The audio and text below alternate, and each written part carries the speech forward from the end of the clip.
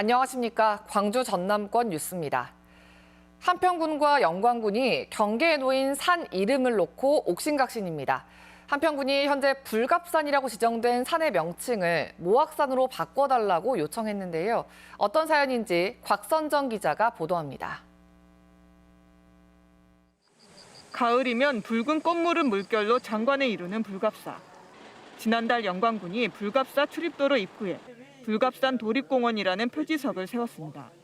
그런데 불과 100m 정도 떨어진 사찰 표지석에는 모악산 불갑사 법계라고 돼 있습니다. 영광과 한평의 경계에 있는 산 이름이 불갑산과 모악산 두 가지로 불리는 겁니다. 이 산은 지난 2003년 영광군이 국토지리정보원에 불갑산이라고 등재했습니다. 지난 2019년에는 불갑산 도립공원으로 지정됐는데 최근 표지석까지 세우자 한평군이 전남도 지명위원회에 명칭 변경을 요구하고 나섰습니다. 1530년에 발간된 신증 동국 여지승남에 모악산이라는 이름만 나와 있고 1861년에 만들어진 대동여 지도에도 모악산이라고 돼 있다는 설명입니다. 어렸을 때 많은 분들이 다 모악산으로 알고 지금도 여기 영광도 그렇지만 한평 전체가 다 모악산으로 이해하고 있습니다. 원래는 있어야 될 지명이 잊혀지고 있어서 그 지명을 바로잡기 위해 나왔고요. 이에 대해 영광군은 지난 1959년 작성된 대한민국 최초 전국 지명조사철에 불갑산의 경도와 위도 좌표가 현재 불갑산 위치와 일치하고 모악산의 경도와 위도는 다른 곳이라고 반박합니다. 모악산 도립공원이라는 명칭도 지난 1971년부터 전북 김제에서 쓰고 있어 변경이 불가능하다는 입장입니다. 서울이라는 표시를 쓰고 있거든요. 이거 지도 보니까 한양이더라. 우리 한양으로 바꿔야 된다. 했을 때 그 영향이 전남도는 양측의 입장을 충분히 검토한 뒤 도지명위원회를 열 계획이라며 최종 결정은 국가지명위원회에서 결정할 것이라고 밝혔습니다. KBS 뉴스 곽선정입니다. 네트워크 소식입니다. 제조업의 해외 공장처럼 농산물도 해외에서 키우는 시대가 열릴 것으로 보입니다. 충청남도 부여군이 중앙아시아 우즈베키스탄에 대규모 농업단지를 조성할 예정인데요. 우즈벡 현지를 대전방송총국 서영준 기자가 다녀왔습니다. 우즈베키스탄의 수도 타슈켄트에서 300km 떨어진 남한간주. 농업이 주산업인 이곳은 40도가 넘는 더위에 토질이 척박하고 농사 기술도 낙후돼 많은 땅이 미개발 상태입니다. 부여군이 이곳에 축구장 480개 면적에 달하는 1000헥타르의 땅을 49년간 무상 임대해 국내 기초자치단체 처음으로 농업 특화단지를 조성합니다. 부여군과 국내 기업이 기술과 자본을 내고 남한간주가 인력을 제공하는 방식으로 토마토와 씨감자 등을 재배할 예정입니다. 이르면 내년부터 사업에 들어가 2033년까지 40헥타르 규모의 시범 농장부터 만들 계획입니다. yangi bozorlarni ochish uchun bizdan mana shu biz xohlagan narsa mana shu Koreya tomonidan hosildorlikni oshirish va yangi texnologiyani joriy qilishi mana shu hamkorlikni yo'lga qo'yish istagimiz bor. 단지 조성이 실현되면 물류비 부담과 신선도 유지 때문에 동남아시아에 머물렀던 과체류 수출이 중동과 유럽까지 확대됩니다. 열차로 유럽까지 운송할 수 있기 때문입니다.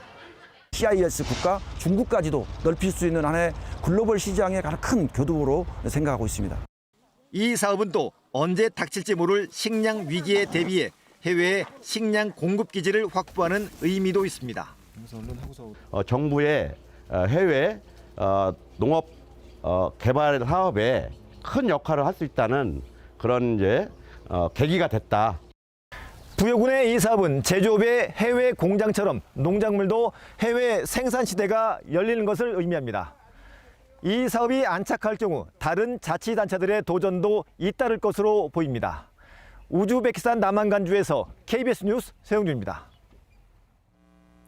수소의 생산과 저장, 운송과 활용까지 수소산업 특별시를 선포한 창원시에는 올해 말까지 하루 15톤 이상 수소를 생산할 수 있는 시설들이 잇따라 들어섭니다.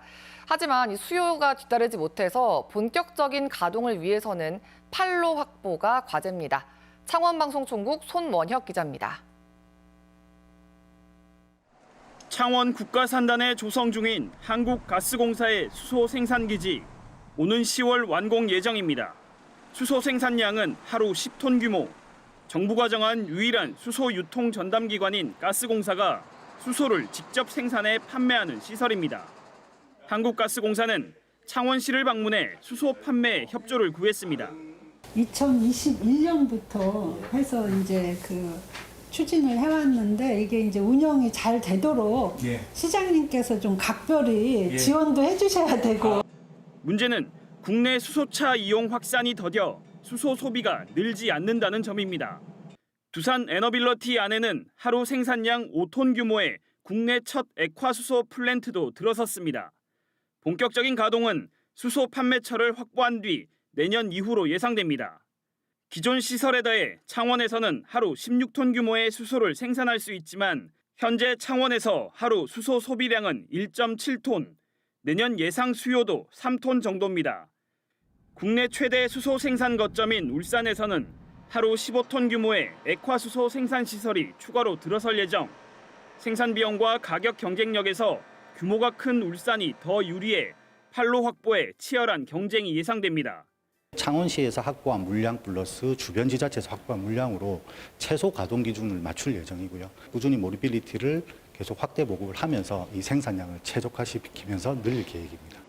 이 때문에 수소 자동차 보급 확대뿐 아니라 우주 항공 분야와 반도체 등 산업용 수소의 판로를 먼저 확보하기 위한 전략이 수소도시 창원의 시급한 과제입니다.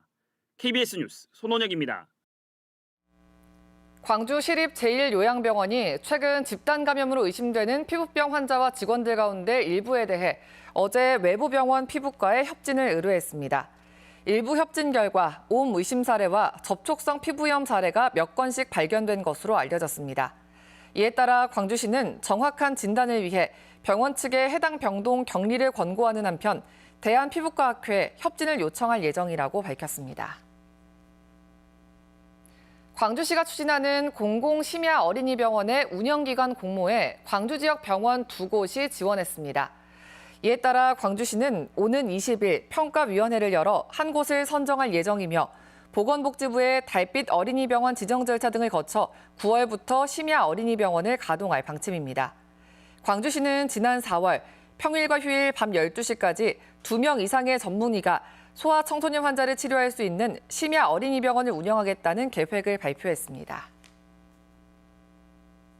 지난 2월 발생한 광주 덕남정수장 단수 사태와 관련해 광주시 감사위원회가 상수도사업본부 공무원 20여 명을 징계하라고 요구했습니다. 관련 공무원들은 이의를 신청하는 한편 징계 규모가 지나치다는 내용의 탄원서도 모으는 것으로 전해졌습니다.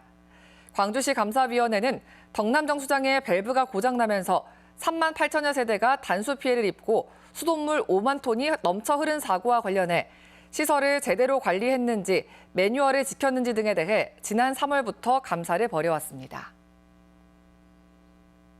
광주 전남 김대중 재단이 어제 김대중 컨벤션 센터에서 창립대회를 열고 본격적인 운영에 들어갔습니다. 광주 전남 김대중 재단은 특히 내년 1월 6일 김대중 탄생 100주년을 맞아 기념사업과 연구활동, 국제연대 사업을 추진할 계획입니다. 5.18 민주화운동 당시 투사회보 제작에 참여하고 시국 집회를 주도해 유죄를 선고받은 전남대생이 재심에서 무죄를 선고받았습니다.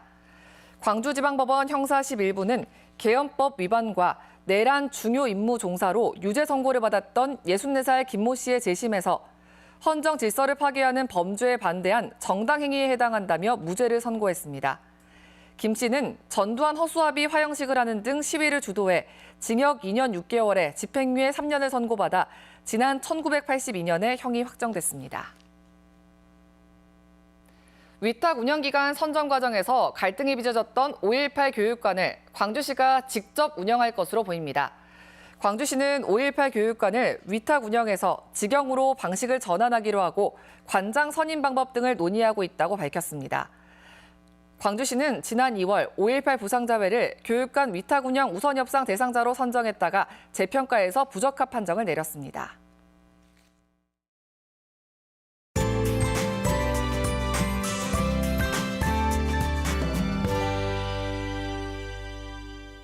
주말 사이 올해 들어 첫 폭염특보가 내려졌습니다. 광주와 담양, 곡성, 구례 총 4개 지역인데요. 오늘까지도 내륙을 중심으로 더위가 이어지면서 폭염주의보도 유지가 되겠습니다.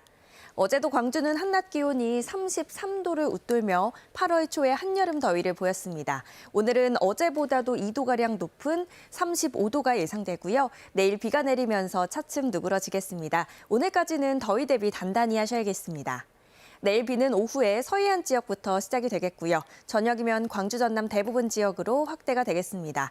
모레 오후까지 예상되는 비의 양은 5에서 20mm입니다. 다음 자세한 지역별 날씨입니다. 오늘은 하늘도 맑겠습니다. 아침 기온은 어제와 비슷하거나 1, 2도가량 낮고요. 한낮 기온은 담양이 35도까지 치솟겠습니다. 곡성과 구례의 낮 최고 기온 34도로 어제와 비슷하거나 1, 2도가량 높겠습니다. 목포의 한낮 기온 31도, 영암 33도, 강진과 해남 30도까지 올라 덥겠습니다. 신안을 비롯한 도서 지역은 25도에서 31도가 예상됩니다. 바다의 물결은 전해상에서 비교적 잔잔하겠습니다. 내일부터 비가 내리며 더위가 누그러지겠는데요. 모레는 낮 최고 기온이 26도에 머물며 예년 이맘때보다도 선선하겠습니다. 날씨였습니다. 6월 19일 뉴스광장 마칩니다. 시청해주신 여러분 고맙습니다.